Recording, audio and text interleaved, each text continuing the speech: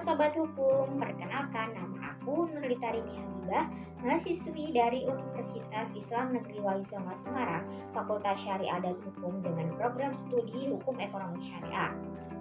Nah teman-teman, dalam video kali ini aku bakal jelasin tentang hukum anti monopoli dalam hak kekayaan intelektual dengan topik mencegah monopoli dan meningkatkan inovasi. Jadi simak terus ya videonya. Undang-Undang Anti Monopoli juga dikenal sebagai Undang-Undang Persaingan Usaha. Dalam kekayaan intelektual, Undang-Undang Anti Monopoli memastikan bahwa hak kekayaan intelektual digunakan dengan cara yang menguntungkan masyarakat, bukan hanya menguntungkan satu pihak saja. Sederhananya, Undang-Undang Anti Monopoli bertujuan untuk mencegah perusahaan dominan menggunakan hak kekayaan intelektual mereka untuk menghambat persaingan, membatasi akses pasar, dan terlibat dalam praktik bisnis yang tidak adil.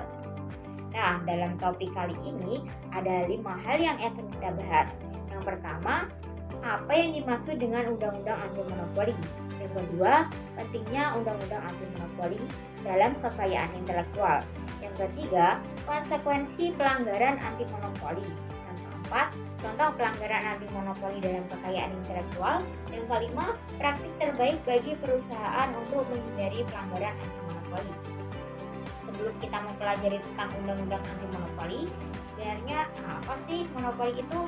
Nah, monopoli adalah penguasaan atas produksi atau pemasaran barang atau penggunaan jasa tertentu oleh satu pelaku usaha atau satu kelompok pelaku usaha.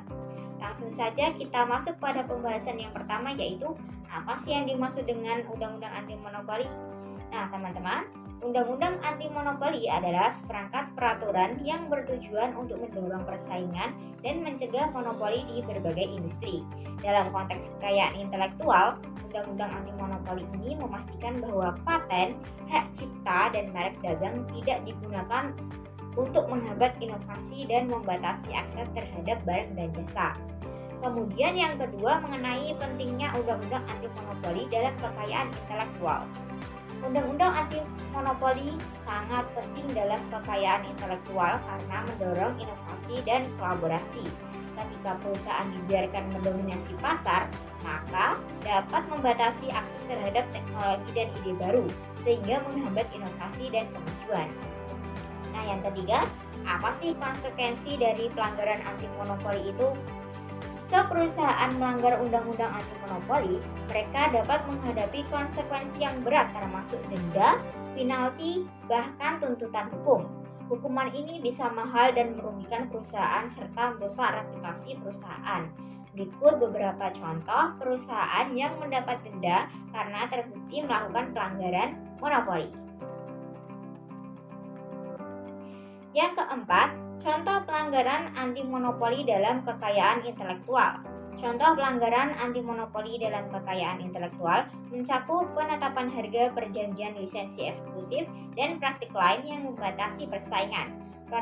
Praktik ini dapat menyebabkan harga yang lebih tinggi bagi konsumen dan berkurangnya inovasi. Yang kelima mengenai apa praktik terbaik bagi perusahaan untuk menghindari pelanggaran monopoli. Perusahaan dapat mengikuti praktik terbaik seperti berkolaborasi dengan pesaing, berbagi pengetahuan dan keahlian, serta menghindari perjanjian eksklusif. Praktik ini dapat membantu mendorong inovasi dan persaingan sekaligus meminimalkan risiko pelanggaran anti monopoli. Kesimpulannya adalah Undang-Undang Anti Monopoli memainkan peran penting dalam melindungi inovasi dan mencegah monopoli di sektor kekayaan intelektual.